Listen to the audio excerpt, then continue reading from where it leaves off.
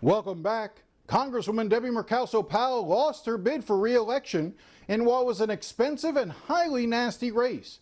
Along with Donna Shalala, she was swept out in a Trump wave that rolled through South Florida, fueled largely by a disinformation campaign that labeled all Democrats as socialists. I spoke to Mucarsel-Powell about the possibility of getting a stimulus bill passed before the end of the year. But I started by asking her to reflect on why she thinks she lost. It was definitely not the outcome that we expected. It was not the outcome that I desired. Jim, for me, it's been the greatest honor of my life to serve this community. I loved representing Florida's 26th district in Washington. And so we've been, for the past few weeks, looking at all the data and just trying to analyze. And I think it was a combination of factors. I think, when you look at my district in 2016, Hillary Clinton won by 16 points. In 2020, Trump won this district by 6 points. So there was a dramatic 22-point swing. And I was able to overperform Joe Biden on the top of the ticket, which is really not usual for these sort of elections. There were a lot of things that we had to overcome. The attacks on Democrats that we were socialists, which are completely false. The targeted misinformation specifically to the Latino community by the Trump campaign, by the Republicans. One of the things that I had requested back in September is for the FBI to investigate where the misinformation was coming from, because it was starting to penetrate mainstream Spanish media. And that's extremely dangerous, especially in our community. We have a community where half of the Hispanics that live here in South Florida have come from a different country. And one of the things that we saw is that they were getting misinformation from family members in their home countries, in Colombia and Venezuela. So it was a combination of factors. And we will continue to analyze all the things that we could have done better. And you always have to have a retrospection. But yeah, now we're getting organized for the future. It's fascinating because that issue that you're talking about, the disinformation being spread on social media platforms, particularly the WhatsApp platform. I know that's one that a lot of Americans don't necessarily use, but it's very common in the rest of the world. And so that was penetrating into South Florida in a way that we hadn't really expected or anticipated. And I think by the time folks started seeing what was taking place on those platforms, it was almost too late to counter. Have you spoken to Carlos Gimenez? Have you had any discussions with him or his team since the election? No, we haven't spoken. It's interesting. When he went out and declared victory, I noticed that even in victory, he was still extremely angry and still on the attack. So it's sort of like, I'm not sure what, it just struck me as odd that even in announcing that he had won the election, he still continued to take shots at you. It's indicative of, I think, the way we may sort of see things going forward. Like I've noticed that some of his statements, even as the congressperson-elect, have been very angry towards others around the country. Well, look, for the sake of the people that I've been representing for 2 years, I am so proud of this community. We have, especially, in certain areas where we've seen COVID really spread, people have been taking care of each other. They've been following the guidelines. They're doing everything they possibly can to survive such a serious health and economic crisis that we have faced. And for the sake of our community, I would ask Carlos Gimenez to tone all of that down. He kept accusing me of being highly partisan, but it's been him who's been highly partisan, accusing Democrats of this and that. And I've been seeing it from Marco Rubio, from Scott. Let's come together. This is a time to come together. I know that President-elect Joe Biden and Vice President-elect Kamala Harris have been sending that message of unity. We may disagree on policy issues, but let's not attack each other with false statements that are only hurting the people that we are trying to help and represent, because what they want to see is government that's working for them. And so for the sake of our community, I would ask Carlos Gimenez to be more positive and have a positive outlook on all the amazing things that he's going to be able to do in Congress, working with House Democrats who have the majority in the House of Representatives to work for the people of Florida's 26th district. Well, let's talk. I mean, you're still the congressperson for the 26th district for the next 6-7 weeks. There is a lot of activity still going on, even though it's a lame duck session. Are you optimistic? Do you think we will end up with some sort of coronavirus bill, stimulus bill between now and the end of the year?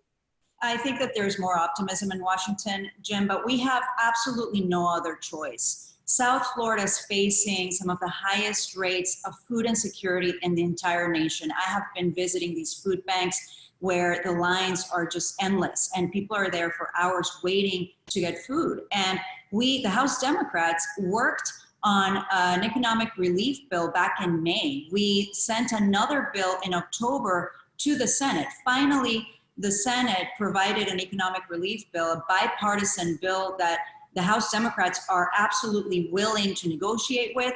Unfortunately, what I'm seeing is that Mitch McConnell once again is blocking any sort of negotiation. And I just, I think it's important for the American people to realize that there's one man coming in between economic relief for everyone in this country. This new bipartisan legislation that has been sent by the Senate, where the Speaker, Nancy Pelosi, has said, this is good, let's negotiate. We need and we must pass an economic relief bill. It includes another round of unemployment benefits. It includes another round of payments for small businesses. I would like to see significant funding for schools and also for mortgage and rent relief. But it's starting to become, again, a block with Mitch McConnell. We cannot allow one man to come in between the future of economic relief in America because of this pandemic and allow for us to move forward. We need Americans to pay attention and to put the pressure on the Senate and on the Senate Majority Leader at this point. Would you be supportive of something that was on the smaller end, such as somewhere around $900 billion? Jim, we have to act. I mean, we cannot wait. It's been months and the situation is becoming more and more dire for many families that live here in South Florida. So we must do something now. And yes, if it's less than what we needed and what we asked for, that's fine. We can start with that number, which is a little less than $1 trillion, and then see what we need to do next after we have a presidency of Biden-Harris in the White House. And I know that they're going to be providing for these families. So I'm optimistic. I mean, there's a lot of optimism with a Biden-Harris administration because I do know that they understand the difficulties of working class families. And that's the district that I represent here in Florida's 26. Are you satisfied with what you're seeing from the Biden folks in terms of the transition of who's been selected so far? There's been some criticism that it may not be as diverse as it needs to be, that it may not have as many of the progressive elements as it needs to be. What's your take on how the Biden team has begun filling out those positions? Well, we've seen 8 appointments. They have many more to go. And from those appointments, we've seen women of color. I'm really excited to see the communications team comprised of all women. I have seen some diversity in the appointments.